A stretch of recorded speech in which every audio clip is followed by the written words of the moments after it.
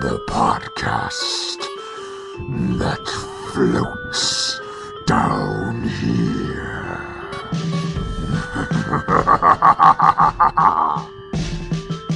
Hi, I'm Melissa, your Stephen King veteran. Hi, I'm Ben, the Stephen King and horror film fanboy. And hello, I'm Luke, your first-time Stephen King reader.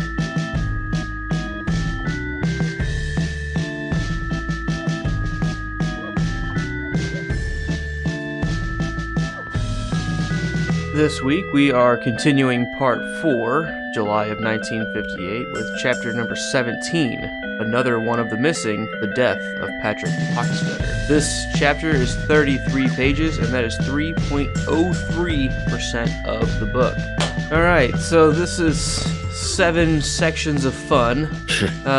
So let's kick off into section 1. Melissa, let's start off with you. What do you got here for section 1? Well, I just noticed that as Beverly this is always the grown-ups reminiscing section, right? That's been the trend the last couple of chapters. And Beverly was remembering that she really wanted target practice, that she went out alone with the bullseye to really see if she could hit something, and not just the cans, but could she hit something alive?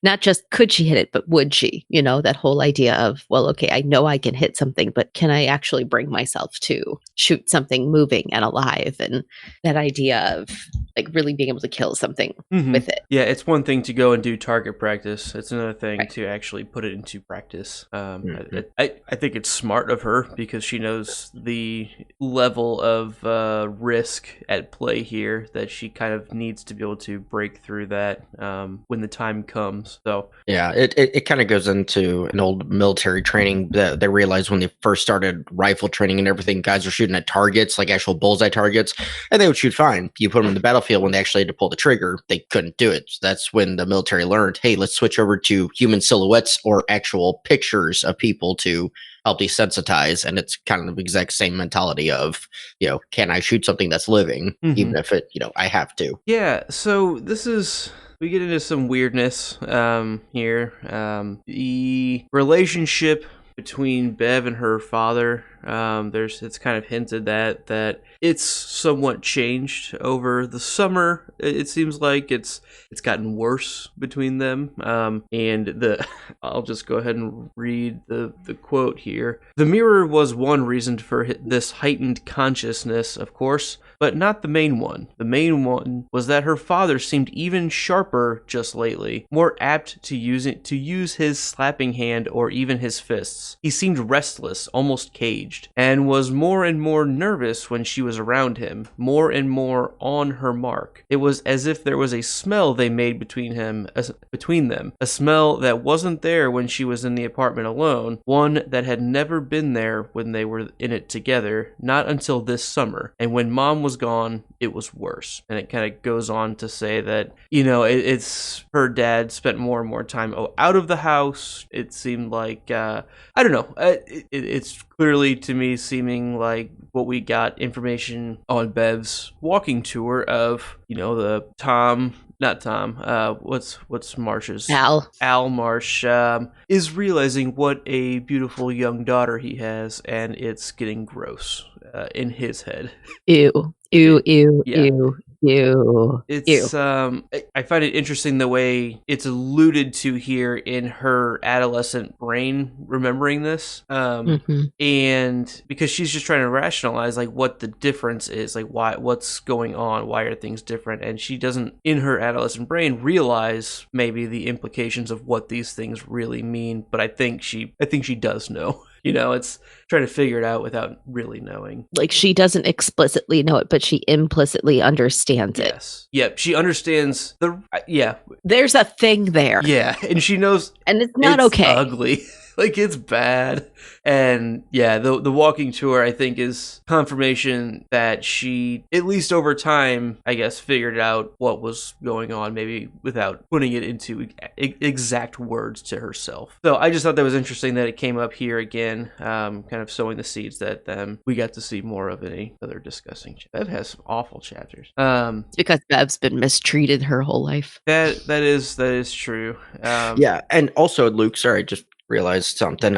It kind of shows, at least at this point, Al notices it too and is drawing away from Bev. He's trying to distance himself, either knowingly or unknowingly, working on the cars all summer, going to summer bowling league. And so it's kind of one of those, like, you know, I think he feels it too, senses it as well, but he's trying, at least at this point, to make an attempt to distance it. Maybe. I mean, I agree that in her eyes, it looks like maybe that's what it is. Her perception could be off. It could just be a coincidence that he really is a lot busier. You know, I don't know. Either way, it's gross. I know you're not really defending him either way. It's. No. I see what I read that way as well. I see your point for sure. It's just, I don't know. I don't really want to give the guy credit because we know he actually is disgusting. And again, I don't think it's credit. I don't think there's credit due. I think it's he's distancing himself because if she's sensing it, he's sensing it as well. And I think there's something where find credit maybe, but I'm not really giving credit because he's still letting that emotion permeate and persist. Mm-hmm. So we finally get Bev to tell her story about how she saw Patrick Hockstetter get killed, right? They all kind of like, hey, you saw him get taken, right? And she's like, yeah. And so she starts remembering back to the story, and so she's walking through the junkyard, right? And the dumboid. I liked that. Yeah, the asteroid belt of the dump. I thought that was a neat description as well. Benj, I want to jump off to your first note here about Henry. Yeah, so Bill kind of has a thought process they kind of all agree with. Just the fact that a Flaco like Patrick that could hang around with Henry and them, it just wore on. That says something, doesn't it? Either that Henry was losing some of his charm, some of his attraction, or that Henry's own craziness had progressed far enough so that the Hockstetter kid seemed okay to him. Both came to the same thing. Henry's increasing degeneration? Is that word? Yes, in the light of what happened to him, where he ended up, I think it is. So it's Henry, basically going down that rabbit hole, that insanity hole, to where we learn about Patrick Hockstetter later this chapter of his actual craziness and everything. It's like no person in the right mind would actually want to spend time with this kid, because he's just that weird and that odd. And so Henry wanting to is telling to his mental state. Mm-hmm.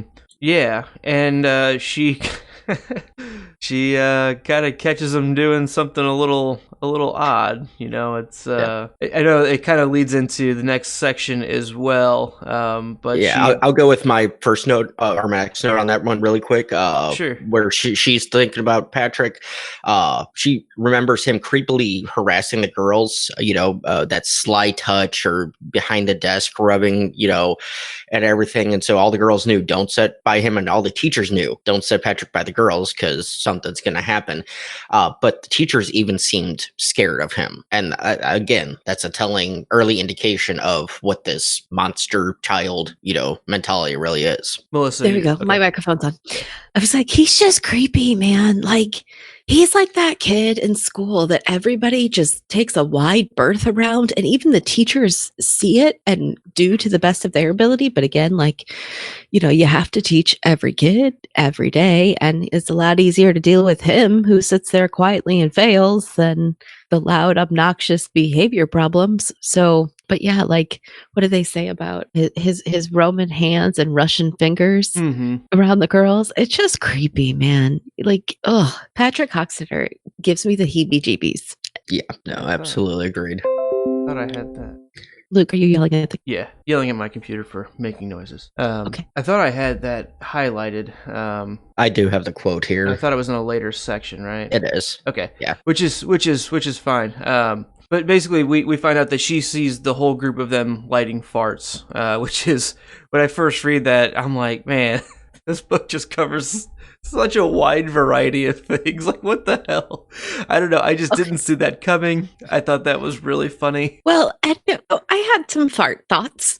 Okay. And I realized it's kind of a through line over the next couple of sections. But in general, do people do this? This is not something I ever did growing up, but I'm a girl. So maybe I missed out on that particular bonding experience. I don't know.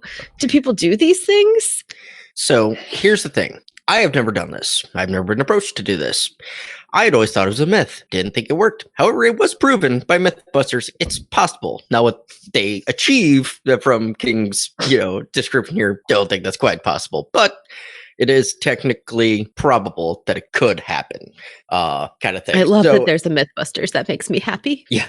I can't say that this is a common one, but back in the 50s when you didn't have a whole ton to do, I could see it happening. And my other thought of this is like, I'm not saying this is a normal kid activity, but this is like as normal of a kid activity as we see from the Henry Bowers gang. Like they're just hanging out doing dumb boy shit.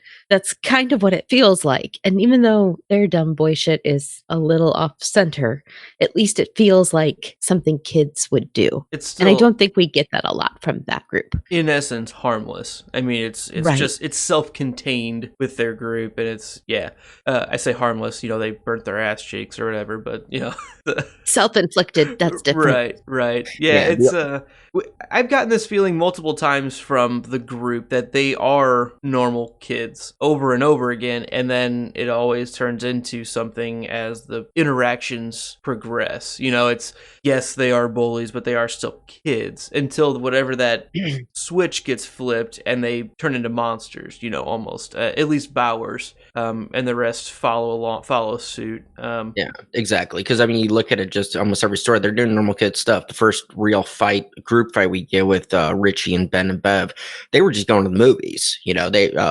Henry and the other guys were just going to the movies.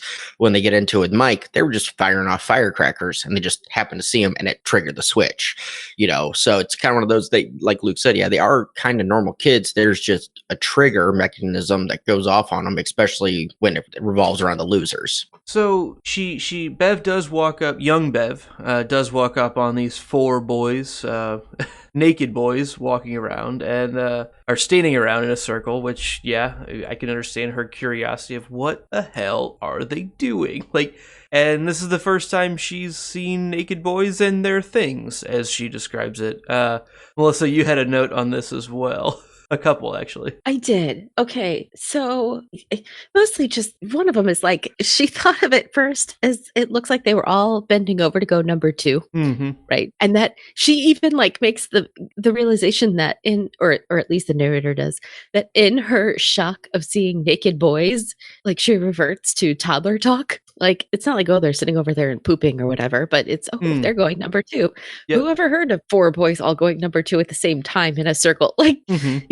You can just feel her confusion. The WTF moment of I don't even know what I don't know. And I don't know if I should run or watch or it's just weird. I can't not watch, but I shouldn't watch, but I can't not look because it's crazy.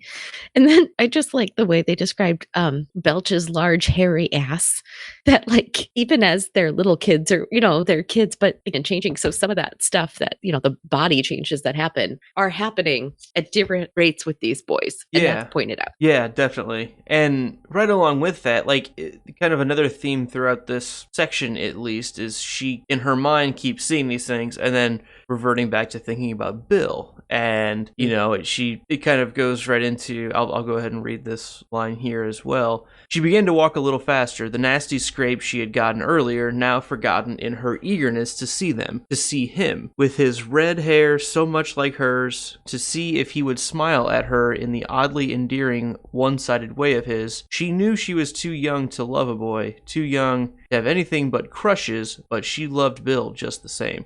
So this is a little bit before she knows for sure that it's actually the Henry Bowers group, but it kind of leads into, as she sees the other boys and sees their things, she remarks, oh, Bill's got one of those, and she flushes and is kind of overcome with emotion and confusion, and there's a lot of other things going on. So I just thought it was interesting that we're seeing even more and more of that, again, adolescent learning new relationships kind of mentality baked into the story so ingrained into it, and it feels pretty natural to me that it's just what would happen, I guess. It's I don't know. Again, King, pretty solid in working many different themes seamlessly together when there's really almost a completely ridiculous scene going on in front of our character or our POV's eyes.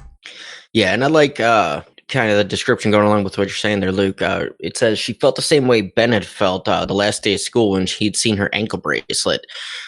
She felt that way seeing their things and thinking about Bill too. Well, at least except for the excruciating fear going on, because it's like doubly, triply impacted because she has all this fear in her. But she, like you said, still is flushed with somewhat juvenile excitement of, oh, okay. Because she'd seen pictures before, but not the real thing. Not very good pictures. Well, yeah.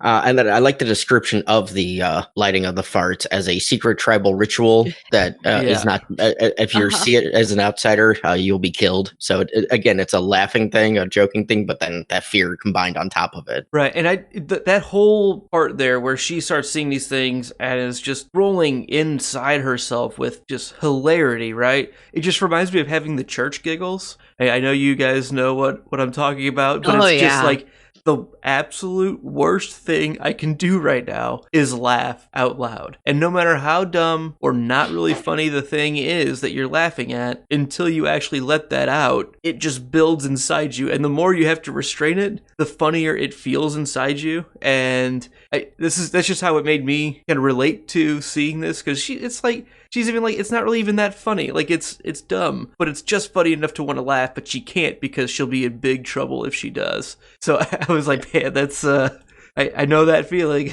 Oh yeah. Now, one other note I had about this section before we actually got to the tribal scene there is Bev passing the refrigerator that still had its latch on, because even when we were kids, we were told, if you throw away a refrigerator, take the door off because kids will die being locked in. And we had one as, our grandpa had one that had that old school latch lock on it that, yeah, you get stuck in there, you're dead, and it's still kind of like, I don't know if the next generation will have any idea what the hell we're talking about anymore, because it's just not a thing.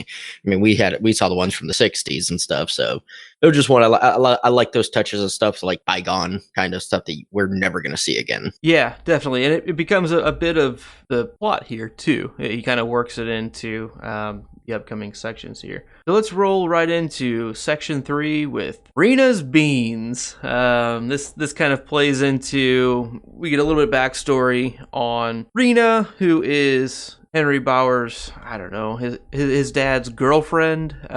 She sounds like a real peach, but she likes to bring beans over. Beans, the musical fruit. The more you eat, the more you toot. The more you toot, the better you feel. Then you're ready for another meal. 12 gallons of beans. I just want you to stop and think about that. That's like 12 milk jugs of beans. A lot of beans. Every week.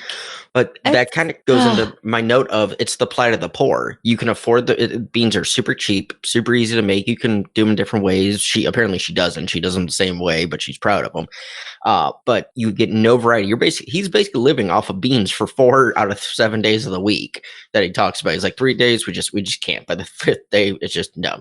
But for 4 days, that's all you're eating, because that's all your family can afford, because you're basically living off the charity of this woman who's feeding you and your father.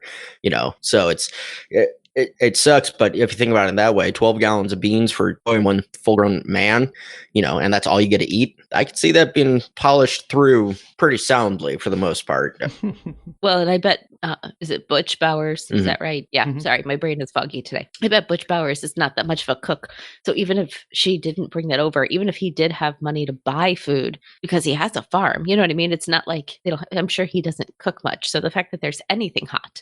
Yeah, that too. And so one quick last note on these is, Henry decided to poison Mr. Chips, which is Mike's old dog, which we've seen that whole scene previously, over Bean's dinner. So I just thought that was interesting. Another kind of reference back to something that we've seen, and it just kind of, I don't know, humanizes these characters at time. When it gives you a little bit of information, like, hey, here's just like a random thing that you've already seen, and this is where it originated, over a normal human thing.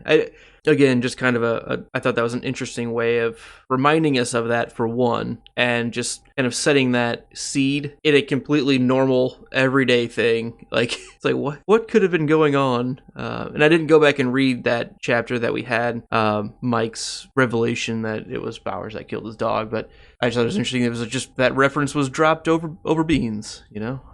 So then we'll roll into section 4, where things are getting a little hairier, I guess, for Bev back here at the dump. So the section kind of opens up with Belch and Victor, who I guess combined could be Velch, which is apparently what I was about to say. But they're kind of bailing on Henry. They both have things that they have to do, so they have to go home, and I like to see that. We know that it doesn't end up working out great for them here in a few chapters, just for things that have been foreshadowed and literally said out loud. But I like that they're trying to distance themselves. And kind of one thing that Benji brought up at the very beginning of this is, Henry's own craziness is getting worse. If Patrick Hockstetter is part of this group now, like even Belch and Victor are kind of like, this is escalating to a different level that we don't really want to be a part of, is how I look at it, at least. Yeah. And when they were kind of trying to burn out and everything, Belch says, Victor says, I gotta go help my dad pick corn. And Belch says, well, I gotta go too. And Henry's like, what, you gotta go help your dad pick corn? Which to him was a joke because Belch's dad is dead. Yeah. But then Belch goes on to say, no, I got a job delivering papers or whatever. And Henry wants to give him shit for it, but he doesn't realize, and he's not processing it, of Belch is doing this because he doesn't have a father. His family needs him to work to help provide for them. I mean, it isn't said, but it's kind of one of those. So it gives me a little bit more appreciation for Belch of, yeah, he's still a moron and, an ass, but he's at least trying to help his family. Same as Victor. He's actually trying to help his family pick the corn and do what they need to do for their living. Mm-hmm. Yeah, definitely. And so the two boys leave, and Bev is still kind of stuck there, and Benj, why don't you go ahead and tell her what she was kind of going through internally? Yeah, so she was, kind of sitting there, kind of watching, and just wanting Patrick and Henry to leave. She's like, okay, the other two are gone. They can go now too, because I gotta pee.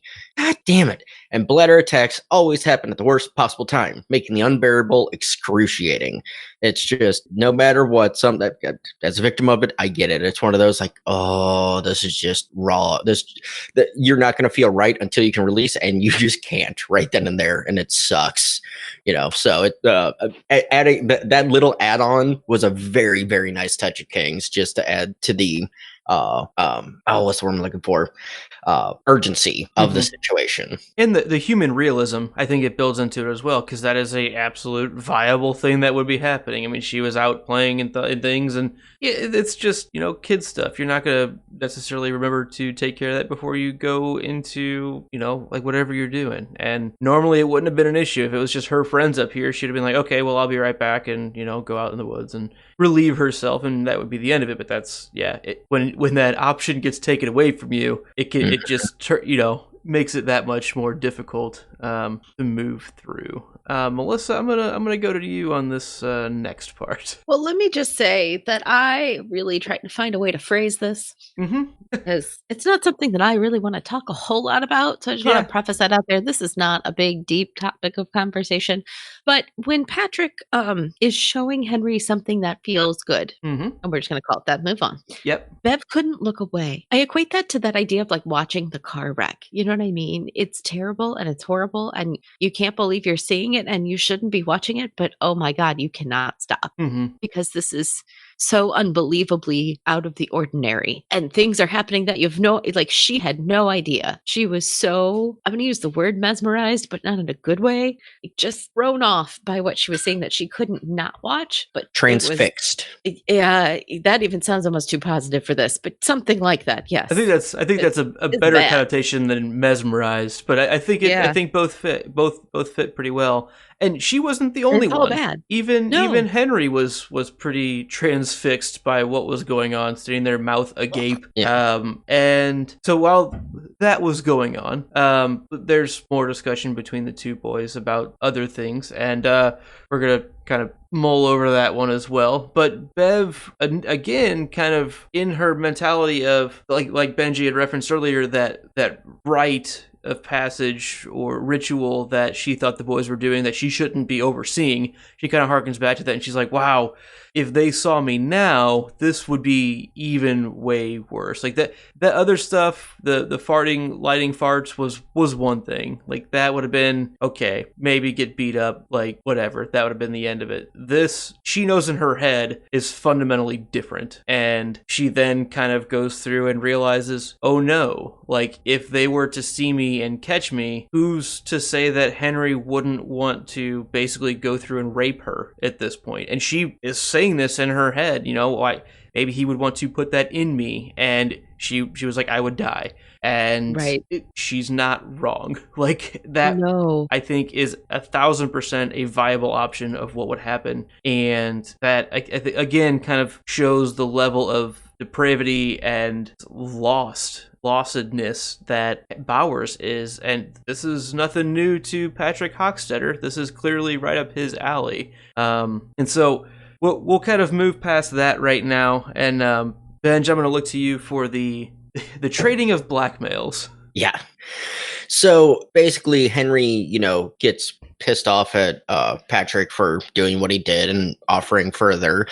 And Henry's like, I'm going to tell everybody, you know, you're queer and you're gay and all this and you're, you know, and all this. And Patrick just looks at him and is like, okay. And I'll tell him what you did. I'll tell him about Eddie's arm. And Henry's like taken aback, like, oh shit, he does know about this. And this kid's weird enough. He could really screw me over with this.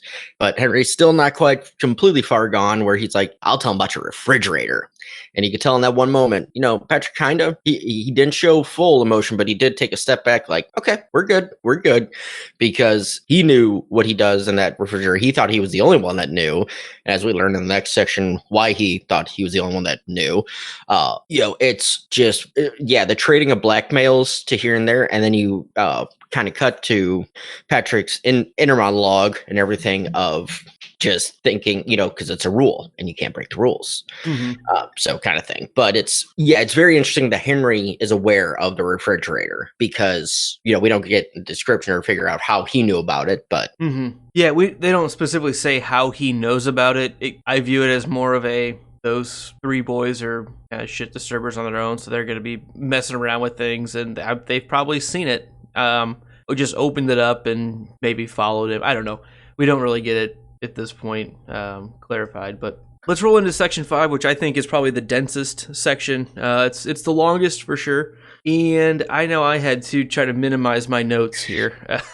There was a lot going on. As Benji kind of referenced, this is all in Patrick Hockstetter's POV, and yeah, I don't know. It kind of opens up with him still sitting there after Henry leaves and is kind of working through things in his own head. I guess part of this is actually still in Bev's perspective at the very beginning. Yeah, she gets to the trees and is able to relieve herself and thinking she can scamper off, but that's when Patrick comes and just stands in front of the fridge. Right. And so from that point, we get into his thoughts, and it kind of leads up with he could not remember a time when he had believed other people were real. I'm actually gonna get to that line real quick because it goes into further detail even. So it starts off with, he was a sociopath, and perhaps by that hot July in 1958 he had become a full-fledged psychopath. He could not remember a time when he had believed that other people, any other living creatures for that matter, were real. He believed himself to be an actual creature, probably the only one in the universe, but was by no means convinced that this actuality made him real. He had no sense of hurting, exactly, and no real sense of being hurt. His indifference to being struck in the mouth by Henry in the dump was case in point. And this, I think, kind of sets the tone for the entire rest of Patrick Hockstetter's life from our experience here. And Melissa, I kind of want to touch on where your notes here lead off. Yeah, so like the overall theme of Patrick's, the big chunk of his childhood was what happened with his little brother. Mm-hmm. And I'm not going to go into a whole lot of detail with that, but I kind of summed it up like this. He killed his little brother because the baby upset the order of Patrick's world. Uh-huh. Patrick expected things to be a certain way. It wasn't a certain way. He took care of it. This is the way it's supposed to be. And it's so self-centered and so, I know I'm going to use the wrong word, but sociopathic of this is the way my world is and the rest of you don't matter. And he was 5. Right. Yeah, And no, that's the actual perfect word for it. yeah, I mean, the narrator literally says he was definitely a sociopath and was likely already a psychopath, which is, I think, touching on maybe the aspect that you are getting to. But it also, right along with, him killing Avery, it kind of goes into the line where it says, for one of the few times in his life, Patrick became frightened. It occurred to him that if his parents had brought Patrick, home from the hospital, and if he was real, then Avery might be real too. So it's kind of like, oh no, he goes from this concept of literally, I am the only thing that's real in the entire universe, and I might not even be real, to, oh, maybe this is another aspect of something just like me, and they're probably going to toss me out if they like him better, which in his head, he clearly sees that's what's going on here. And he even, it kind of gets into the 3 things that he cares about. What he cared about was, 1, the rules that were being broken or had changed since Avery's arrival. 2, Avery's possible reality, and 3, the possibility that they might throw him out in favor of Avery. It's just so twisted and messed up, and you know that this is not a completely fictional thing that King is writing about. Ben, go ahead with your. Oh, Melissa, go for it. No, I was just going to say it takes that idea of the self-centered toddler, me, and twists it just like it's so developmentally Stunted. Well, no, it's like almost developmentally appropriate for like a 2, 3, and 4-year-old, that idea of me. But the fact that he takes it so literally, Yeah, it's like a mutation of that. That's what I meant. Stunted. Like he got to that point and then just stopped and just made that the fundamental, growth stopped there. And there is a form of sociopathy that has now been kind of dubbed the Truman Show mentality, where literally the entire world is revolved around you. Everybody else is just a fixture based in your reality, and that's exactly what Patrick is experiencing. He's the only real one. And nobody else can be. But if, like Luke had brought up, Avery had been brought home just like he was, that means he's real as well. And it through balance, or through, the force out of balance, for lack of a better term. Right. One line that definitely sticks out to me is his teachers found him an apathetic student. This, several of them noted in their bare 6 lines of Derry Elementary School report cards reserved for teachers' comments, and rather disturbing one as well, which none noted their feelings were too vague, too diffuse to be expressed in 60 lines, let alone 6. If he had been born 10 years later, a guidance counselor might have steered him towards a child psychologist who might or might not, Patrick was far more clever than his lackluster IQ results indicated, have realized the frightening depths behind that slack and pallid moon face. And it's going back to, again, the teachers were seeing the issues, but there was nothing anybody could really do in this time frame. They didn't have the experiences or the knowledge to work with it, so it was just a weird kid being weird. And right along with that, a line that Melissa had referenced earlier in the chapter, and I want to retouch on, is it was easy to ignore a Patrick who failed quietly when you had to cope with boys like Henry Bowers and Victor Chris, who were actively disruptive and insolent, boys who would steal milk money or happily deface school property if given the chance. And then they go on to describe Elizabeth Taylor, the other girl, who it just seems as a little half-witted, and that's difficult to deal with as well. But they kind of touch on the apathetic nature of Patrick, of he's just disinterested in school, and it's harder to look at that along with everything else and be on the teacher's aspect. Like, it's easier to ignore that than try to deal with the out loud troublemakers, the ones that are physically harming others. And like I can understand where, yes, the resources were certainly not there to help them, it seems, but I also get why they wouldn't have like pushed to try to figure out more. Exactly. Yeah, it's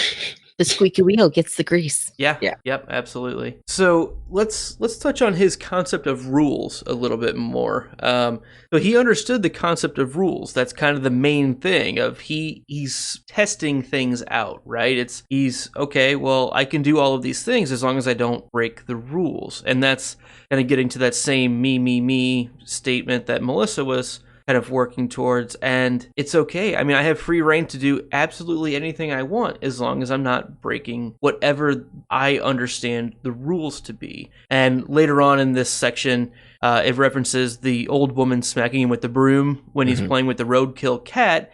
And he's like, I wasn't mad at her. I broke the rules and I got caught. So it was just like, okay, it's just he's being conditioned in his own head and justifying it worse and worse over time. Exactly, and it's up to him to fix the rules or to put stuff back in order, such as Avery bringing a disbalance, keeping his mother up all night, his meals being off. And so when he does go into his room, like you said, he tests everything first. So he pushes face into the pillow and gets a rush. And then he does it again and gets that more rush, which basically is attributed to, say, like a junkie or an addict getting that rush of dopamine, that instant rush of self-satisfaction gratification. That's what he's given himself, and he keeps chasing it later on. But also, it reminds me, like the next line or the next part, after he comes down from the room and his mother's like, "Oh, I didn't even hear you come in. I was sleeping. I must have, slept in." And he's like, "Don't worry, Mom. I fixed it." And it's like, Jesus Christ, that line right there. It's like just cold-blooded, just And does he say that out loud, or does no, he just think that? It's an internal thought. Okay, that's what I thought. Because if he had said that out loud, I think it would have freaked his mom out a little bit. Yeah, like once she found out about the brother. Oh yeah, it's all internal. You won't be anymore, Mom. Patrick thought. Don't worry, I fixed it. But yeah, and right after it talks about the junkie getting a rush type feeling that he goes through, he says it says this was a new thing. He had not suspected it existed. And then later on, he kind of gets a similar reaction when he starts killing these pets, and one of the Cocker Spaniels almost gets away, right? And he chases it through the dump, and it says, in spite of the nips basically being bitten by the dog, he had taken the cocker back to the refrigerator and bundled it back in. He had a hard-on when he did it. This was not uncommon. So it's also been sexually internalized in his brain too, of this dopamine rush, and it creates these sexual feelings that go along with it. And this is just, normal everyday life for him at this point. And so one other thing I wanted to touch on before we move on to him back in the junkyard and such, Patrick's father kind of discovering or having thoughts that he figured it out, but he doesn't pursue them. And it's like, why would you not pursue them? I mean, because they even calls it out of, maybe his parents love Beverly more. Well, he's probably not wrong in that aspect. And that was from the narrator point of view, not even just Patrick's own thought process. And so Patrick's father discovering the footsteps or the muddy prints next to the bed, and you wouldn't go any further with it. So it's, I don't know, that part really irked me. Yeah, definitely. It's like, come on, something weird is going on. You're better off asking the questions and trying to figure it out. But I get that. He's a real person. He has other things in his life going on. Sometimes it's benefit of the doubt. Don't worry about it, I guess. I don't know. But like, I think something that happens in Patrick Hockstetter's head when he kills Avery is he kind of creates this paradigm shift of, wow, I can control certain things in my life. He gains power in himself to make decisions and his actions carrying weight, because he has been so apathetic before this. He hasn't done anything. He's been disinterested. This is something that he can show true power over what in his head he's determined to be a problem. Avery's a problem. I took care of it. That confirmation that, hey, this worked, things got better for me, is like, again, rewarding. His reward system is all jacked up. because he does this terrible thing, gets away with it, and is rewarded because of it. It worked. That's what sucks. If he'd been caught, maybe there's progress that he can go through and sort things out. Or he just gets more manipulative and figures out how to be better next time, which he kind of does here. He with this trial run on and off with playing with the dead cat in the street, he gets hit. And he's like, okay, she was right. I have to be smarter. And so he starts stealing cats and dogs and killing them himself. And then one almost gets away, so he learns from that.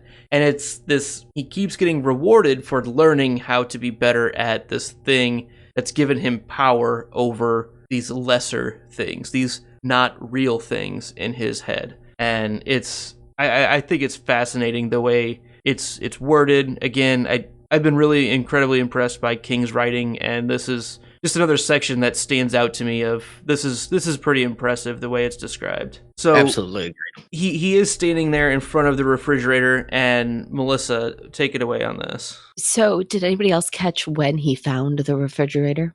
Yeah. He found the refrigerator the same day Georgie died. Okay. And it says it in there. It was last fall, and it would be Mike Hanlon, and really none of them would be surprised to discover that it was the same day that Georgie was killed. Okay, so it goes right along with this cycle. It's hand in hand with this Pennywise cycle. And it goes on to describe that, like, most of the time, the items brought to the dump, even in the dumpoid, if you will, the belt around the dump, refrigerators, because of the scary nature of getting trapped inside, are usually dismantled. Mm-hmm. But somehow Mandy Fazio, the dump manager, if you will, has missed this one. Right. And since last fall has continually missed this one. And then it's brought up perhaps some force other than Mandy Fazio is prohibiting him from taking this particular fridge apart. That it could be there, either he doesn't even know it exists, or only... You might not even see it. Right. That's what I was going to say. Only Patrick and then now Beverly and the losers can see it. Like, that there is some force working specifically on this refrigerator as well. Or he did take the handle off, but these kids and Pennywise influenced people or whatever, the people that can see the blood in the bathroom, in Bev's bathroom, the handle is only there for them. You know, it only shows up in their heads. Like the fridge could be there. It could be completely dismantled. You know, the handle could be off, but... Well, the door could be off too. Like, you think that's... Yeah, and so, I think any part of that is completely viable. And I think that's really interesting. Because we saw how responsible and on top of things Mandy Fazio was. I mean, the way he's described the first time we see them, which is the apocalyptic rock fight chapter, or right before that when Mike is when the first time they go scrapping, I guess it's maybe to build the dam or something early on, and they're saying like how he's like always on watch, like he usually catches kids playing around in there. And so my point is, like, we know how, I think that was put in there earlier to show us how responsible and on top of things Mandy Fazio is about these things. So it's unlikely that this would be missed without some other influence. And then we open said refrigerator in our real time of 1958 with Beverly hidden in the shadows, if you will. Blood-sucking macaroni leeches. Right. Yeah. Right? Like, I mean, for a kid who's not afraid of anything realistically, that's a pretty good manifestation. Mm-hmm. So what's the grossest leech? The one on the eyeball? The one? Oh, yeah. Yeah. The one on the tongue? The what? Like the first one? Like what? Which one's the worst? I'd say the eyeball one. That one, because you close your eyes, you're thinking, okay, you can't actually get to my eyeball, but then it does, and pierces your eyelid, and you can feel it getting sucked out of your head. Yeah, that's pretty gross. See, I thought that. I did. And then I really thought about the one on the tongue, and that idea of, it can't burst in my mouth, and your gag reflex, like, can it get in your tongue? Can it get down your throat? Can it get, like, I don't know. Completely reasonable answer as well. Right. All bad. Yeah, that is all bad. It's a great way to die if you're not afraid of a lot of things, I suppose. Yeah. I think the thing that it kind of speaks to of the nature of what he would be afraid of is that entirely invasive parasitic nature of it, which is what like Avery was. This is almost like what Avery was to him, right? It was something that came into his life and was a parasite that had to be squashed. And this was multiple of them that he couldn't stop, even by closing his eyes, figuratively looking away, right? Which is what he's been able to do to rationalize everything. It's like, well, okay, it worked for me. That's fine. This is something that keeps attacking after the fact of all of that. So it's right. That parasite that keeps fighting you, I think, that it maybe is getting to, that what he fears most. So I thought it was very fitting for his character in that nature of what the hell would he possibly be afraid of? This is like the only thing I think. Right. Well, then did you notice, like, after that, the leeches were simply round one. Mm-hmm. And then we had the bubbling figure made of wax. And it said even make up its mind what to be, right? To me, this is another piece of evidence that Pennywise is really a boggart, because a boggart takes your biggest fears. And Patrick Hockstetter doesn't have any except the leeches. And so this melty wax creature thing can't figure out what shape to take, because there's really nothing in Patrick's brain that it can take out to manifest fear. Mm-hmm. His apathetic nature, his non-motivation to interact, to do anything, is a great defense against a boggart, right? It's like, well, kind of we were talking about, like, I don't really have any thoughts for you to pull from, kind of. So bring it, I guess. I mean, he ends up losing, but so it was a good try. I don't know. Yeah. So, and the one thing too to remember is he really wasn't, like you said, Luke, wasn't scared of the leeches. They were an inconvenience, and they just annoyed him. When he was 7, yeah, they worried him, but it wasn't. So yeah. So as you're going with Melissa too, of being the boggart style of just not being able to pick one thing. Yeah, that's best defense is, it's no defense at all, kind of thing, or no. Give them no chance for offense. So he makes a run for it, right? Or there are tracks leading away as we jump into section 6, right? Well, I have one final thought on Patrick. Sorry. No. He just had the thought of he wasn't supposed to die. He's the only real person, and everyone else would die if he died. It's an odd bit of compassion or caring to others in this, like, there's one time where he's like, well, if I die, everybody else dies, and that's not right, and it was kind of just a very subtle thing where it's like in his final moments, he had that, I have to worry about myself to worry about others kind of thing. And then my most hated line of the entire chapter, I'm just going to get it out here. Good dog. That's a good dog. Sorry. When he got the Cocker Spaniel back into the fridge a little bit earlier, I had to condense my notes a bit, but I had that one here, and I'm like, the most hated. That's the one that just Anyway, I don't want to spend too much time on the pet killing, because nope, and that's fair. That's why I just left it at that. Yeah, that's a rough bit of things that we go through for sure. But because killing kids this whole time has been easy, but killing dogs, that's not cool. Exactly. I'm joking, clearly, but kind of not. Touching on he wasn't supposed to die, as he was the only real person, and if he dies, everyone dies kind of mentality. Yes, I think on the surface it looks like a compassion thing. I don't know if that's really what it's intended to be, though. I think it almost could be taken, or another interpretation is that he would be disappointed that this world design would be wasted if he's gone from it, and because he is so binary in his brain, it's either me or nothing. Like, there's just literally nothing, and I think it's almost just he has no way of fathoming the world existing without him. And I like it both ways. I mean, I would like to have the idea that maybe he actually cared about something, but I don't really believe that necessarily, if that makes sense. I don't either. I don't either. I think, like I said, it was that one because he's never thought that before. If he dies, everybody else. It's I think the first time he ever had that thought was in that last few moments. And to me, it's such a symbol of his narcissism. Mm-hmm. I guess that's how I'm looking at it as well. But yeah, I mean, it's definitely interesting.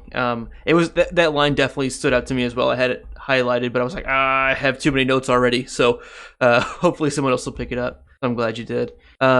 So let's jump into section 6, where we're kind of back with Bev, who I think we've all got a little bit of notes here. Oh, actually, at the end of section 6, we have the voice of Pennywise. You mean 5? I meant 5. End of 5 into 6. End of 5, we have Patrick Hockstetter hearing hello and goodbye in a kind of odd voice that I don't know if we could really reference it very well. I'll say the narrator in the audiobook pulls a voice I don't think we've heard before. And then Bev... It reminded me a bit of Pennywise, his interpretation of Pennywise. Similar. Talk. It was like a Pennywise with a bit of a twang to it almost. It was a similar cadence, but I still felt like it was a little bit different. And maybe that was the nature of that bubbling wax that Melissa had brought up of it doesn't really know what to do. Pennywise doesn't really know what to do. So like the voice is similar to what we, again, I think maybe the audiobook's influencing me a bit on this, but it doesn't even know what voice to use.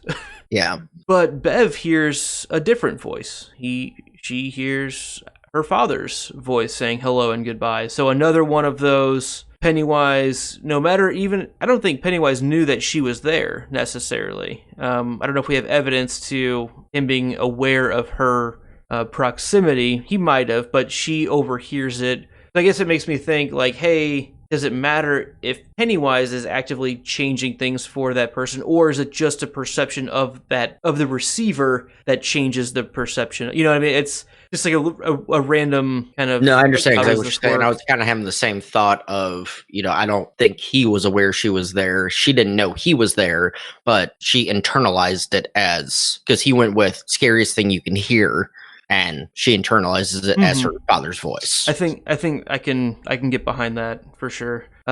Melissa, what do you got here about Bev? So she automatically goes into Huntress mode where she starts looking for Patrick. She should run. She knows she should run. She should leave. But instead, she starts tracking. And without even thinking, she pulls Bullseye out of her pocket. She gets some of the ball bearings. Like, she's been so concerned for multiple chapters now about how she's not going to be able to shoot and she's not the right person to have Bullseye. And yet, here she is on her own, naturally, just without even thinking, going after the bad guy alone, tracking him down with the weapon. She's a natural hunter. Mm-hmm. Yeah, I agree. One thing that actually just popped into my head, we knew about Beverly's aiming skills all the way back from her first chapter. When she's flinging stuff at Tom and nailing him with each and every single throw.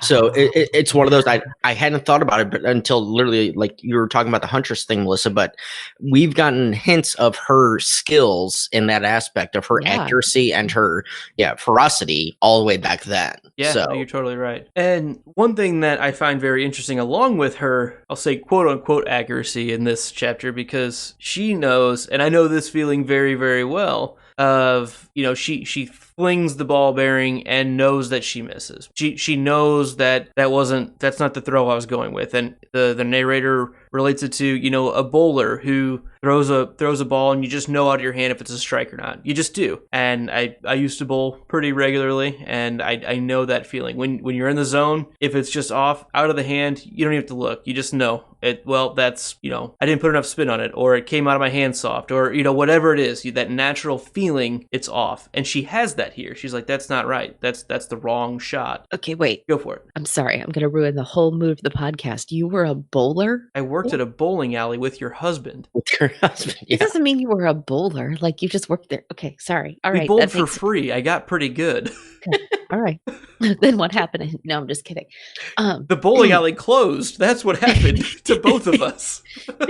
Side note, that was 14 years ago, but it's all right. Moving on. That was, wow. Okay. Yeah, I know, because I had just had, well, no, that was more than that. 2005. 13 years ago. It's fine. I got it. We're okay. Okay. And unpause. So she has that feeling that she knows it's not there, but she sees the ball bearing curve back, like something guided it back over, and it nails this flying creature, right? And so to me, that was like, oh, the turtle's involved here. Whatever that positive force of good bringing them together and guiding them, it can also affect their offense and defense tactics. And this may be the first first evidence that I've seen of that directly, not like just an emotional or interaction between people kind of influence, but an actual physical interaction, physical influence that the turtle has had on something in our story.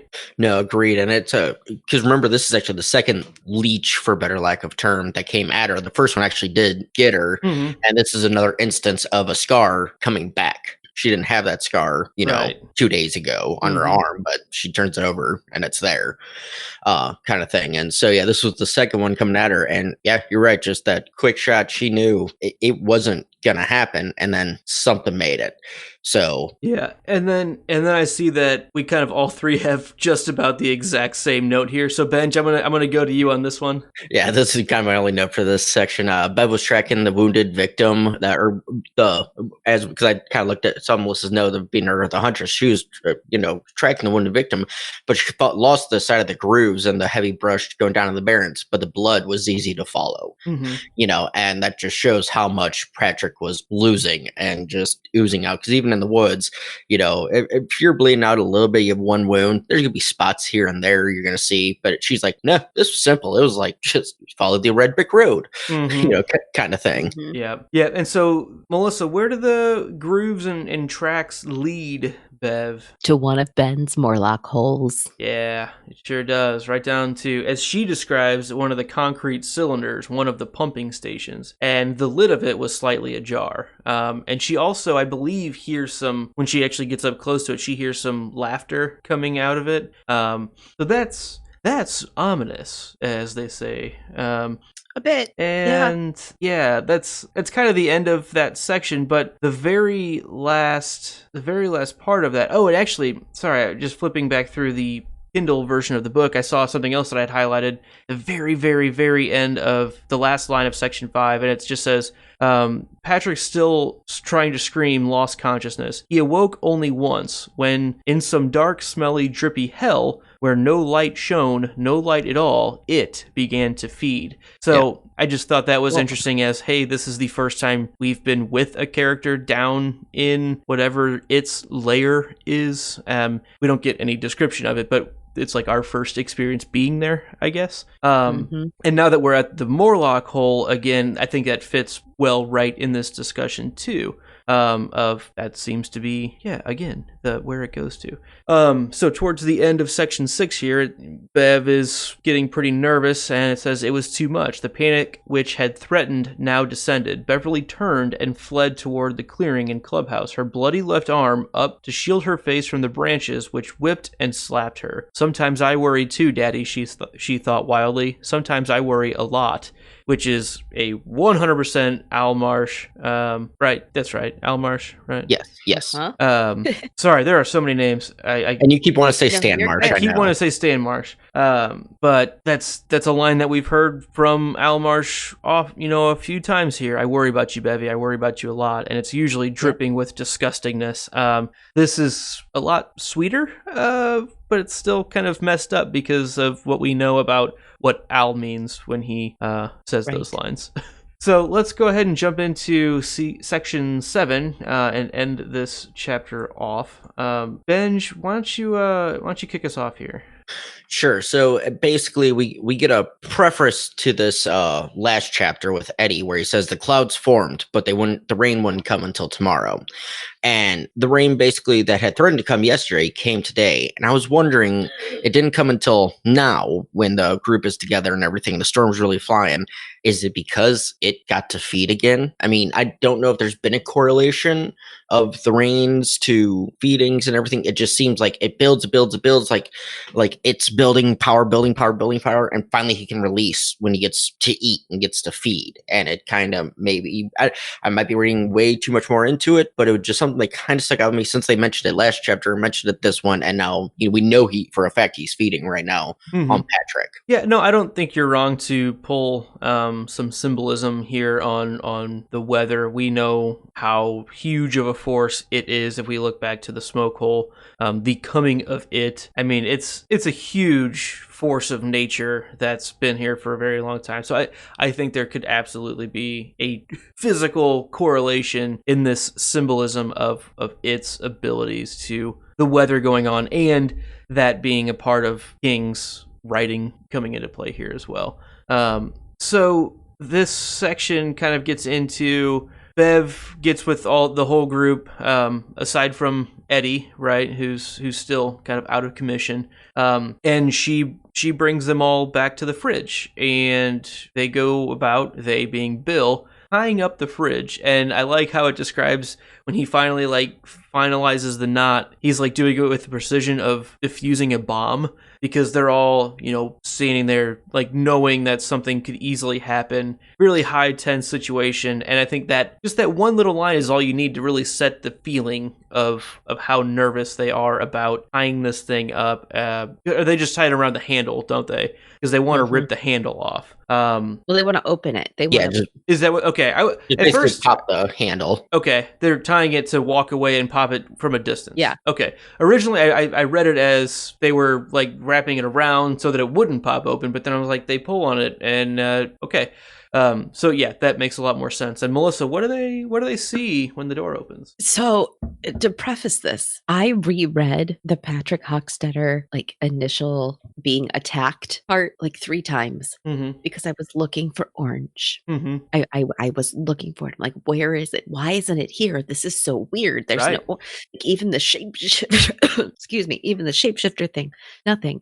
They pop. So then we finally get to the losers. We're 4 hours later. Pop, and they're the orange pom-poms I've been waiting for. Yep. I'm so happy because I can't have a chapter without orange pom-poms, and I can't have a death without orange pom-poms, and I got my pom-poms. There you go. I feel because we've really been tracking that this whole time. Yeah. And it was delayed, this chapter, a little bit, and I was nervous. Yeah, no, you're absolutely right. And if we look back to some of those things that I was tracking, it specifically says as she's tracking in the last section, as she's tracking down, she's like, oh, we're close to the Kandusky. And then it ends up by the pumping station, the Morlock hole. So I was like, okay, check and check.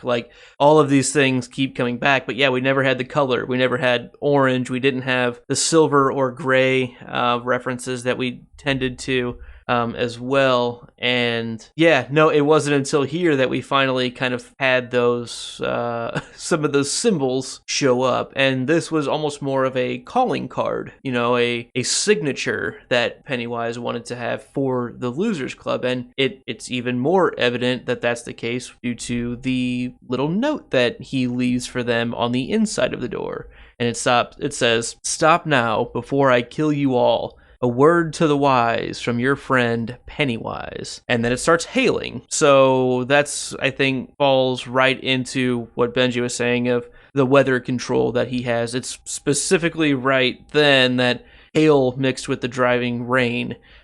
So it's clearly like hey, I'm showing you that I have power here, and I'm showing you don't want to do this. And Bill takes this as a challenge, right? He gets pissed off, for lack of a better term, and kind of chases up and runs into it, screaming at it. Everyone else is terrified, right? I mean, Richie's screaming at this point. And you and killed Bill my runs brother. in. I'm sorry. No, Luke, yeah, I was go gonna read for it. over the line. You killed my brother George, you son of a bitch, you bastard, you whore master. Let's see you now. Let's see you now. And it's just this ferocity coming through on him that no one's going to control. And he doesn't stutter. You're right.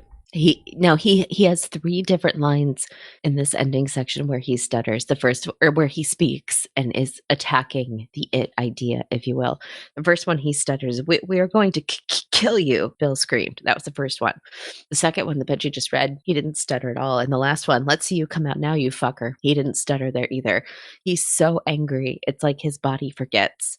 You don't always, Yeah, and I'm really glad you pointed out the connection to the weather here, Benj, because every one of these paragraphs references the storm, and it gets worse each time. We're going to kill you, Bill screamed. Thunder whacked and cracked. Lightning flashed so brightly that she could smell it, and not far away there was a splintering, rending sound as a tree fell. later on, it even goes further, and it just even like each time that happens, it keeps coming back to the weather's getting worse. And I just had it, but I'm not seeing it right now. I got it. It's after the "You Kill My Brother," Georgie. Hail came in the spate, stinging them. Even though the screening bushes, Beverly held her arm up to protect her face. She could see the red welts on Ben's streaming cheeks.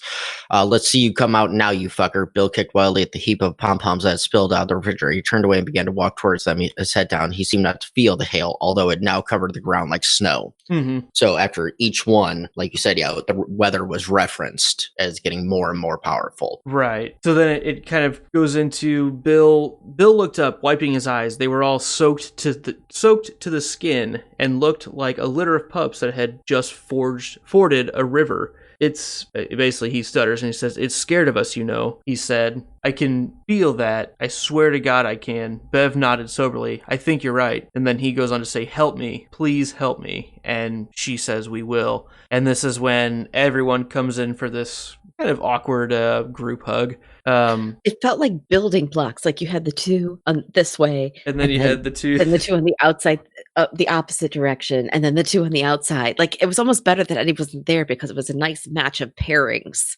right? Coming in. It was a little awkward, but you know they made it work, and I think the sentiment is good because we need them to be strong together, and this is Bill pleading one more time as like a confirmation that I'm going to do this. Please help me with this because I have to do this, and I think it's only possible if you guys are with me. And guess what? This is a confirmation to him that they're going with him no matter where that is. Yeah, and now remember, this is one of the first instances since they became a group of 7 that there were only 6, as you guys were saying. But now, in 1985, they only had the 6.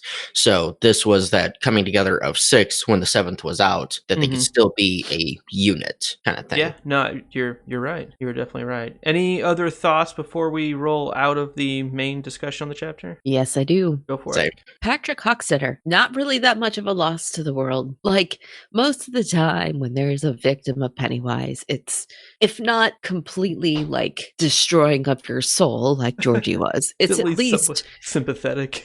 Yeah, like at least there's some like, oh, that's terrible. This time I'm like, okay, because imagine if he'd grown up and been an adult. Like, yeah, he would have been a Patrick. You're kind of doing us a favor. Yeah, and if you get that reference, I appreciate it.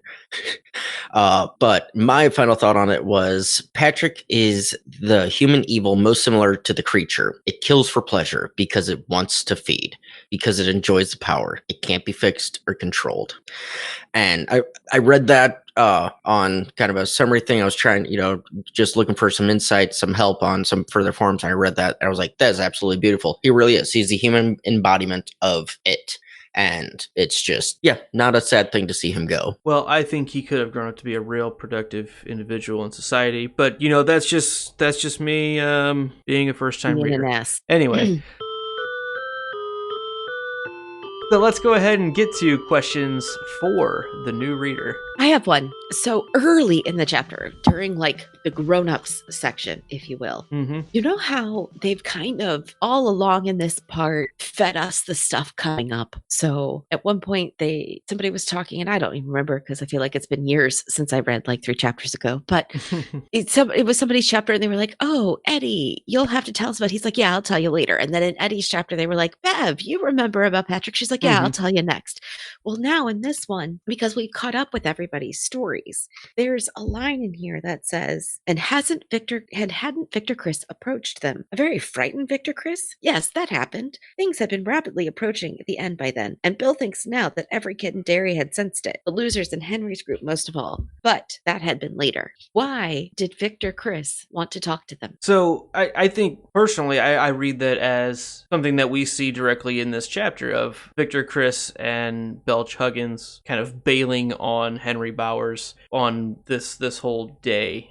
They're trying to pull themselves away because they see the really bad nature that is becoming more and more evident within Henry Bowers, and it's becoming louder and more dangerous. And I don't think that they really want to be there. And it's similar to what we saw in that chapter 2 with those three guys who I always forget their names, but you know who I'm talking about, where the one was really driving... Who killed Adrian Mellon. Yeah, the ones who killed Adrian Mellon. The one was really driving the whole thing. And the other two were almost reluctant at times and tried to pull away, but couldn't. And then that switch got flipped and they were all three involved and making it worse. But they still wanted... So I pull that as a direct, carbon copy of what we're seeing here in 1958. My point being, I think Victor Criss is going to Bill and Richie and Bev about something to do with like needing help with Henry, like dealing with Henry, or like apologizing for something, but like as like a forewarning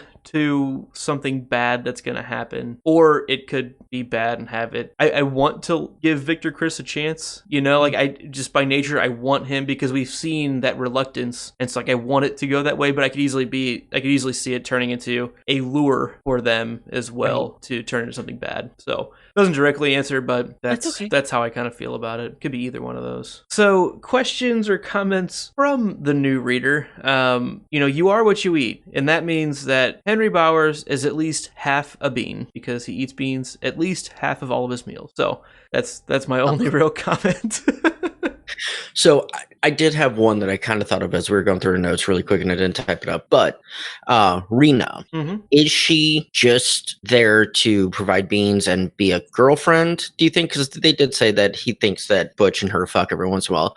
Or do you think she's just there kind of as a kindness? And then, okay, yeah, fine, I'm bored kind of thing. Does she do this because she knows that this is their only option to actually eat a hot meal several times? As like a charity case. Yeah. I don't think it's that. I think, okay. I don't know. I don't know. It was just something it could be, I guess. I hadn't really thought about it that way. I kind of thought she was pretty disgusting, just by the nature of if she's going to choose to be around, what's Bowers' daddy? I know we just said it earlier. Butch Bowers. Like, we know he's pretty awful, like, just by nature, but maybe not everyone knows that as well as we do, just from the nature of the perspectives that we've had around him. So maybe on the surface, he's not as terrible seeming, just a little rough around the edges, and even those awful men still somehow end up finding women that can somehow stand to be around it. I don't want to go down that path, but I think she's there because she wants to be, because she's a single 40-year-old woman that knows that they need help, and this is something that she can provide and feel useful. I don't know. I don't look at it as a she's just doing this to be kind and then he takes advantage of her. Or I don't know. I think she's choosing to be there to be a part of whatever their little family is, I guess. Completely fair. It was just like I said, just random thought that I had.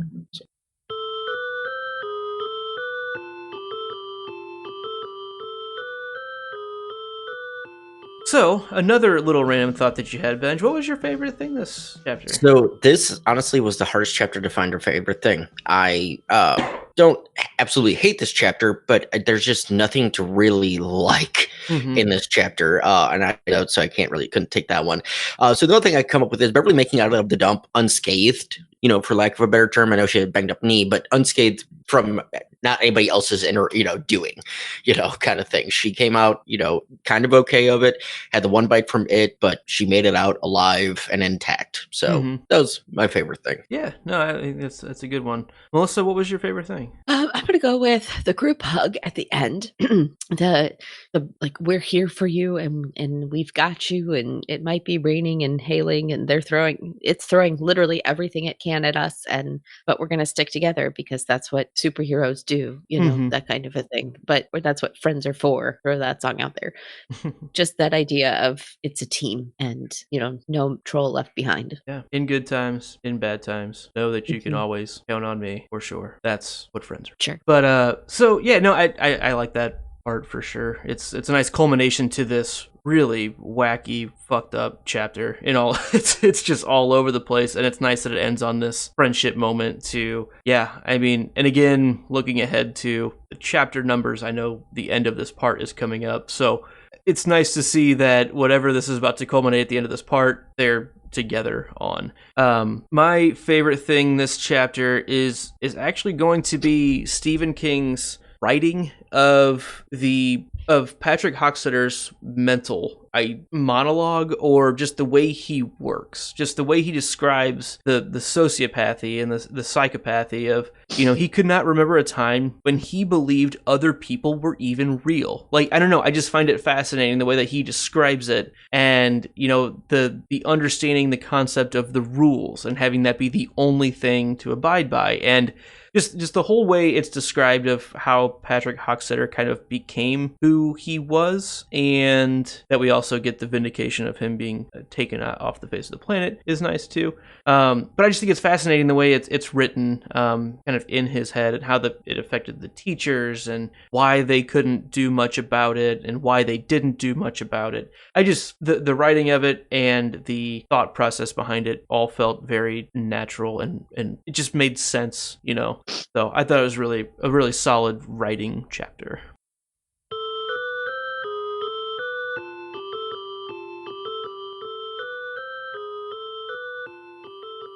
So that will do it for this chapter. You can find us on social media at Floats Down Here. Send us a digital balloon to floatsdownhere@gmail.com.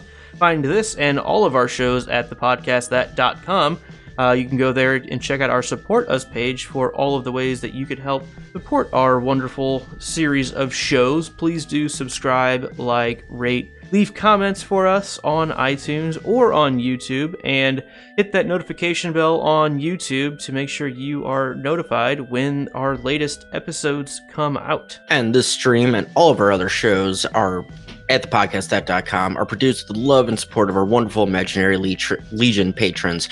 Learn more about our reward tiers at patreon.com/stayimaginary. We hope you will delight us with your presence again for our next chapter. Chapter 18, Bullseye. You'll float too. Stay imaginary.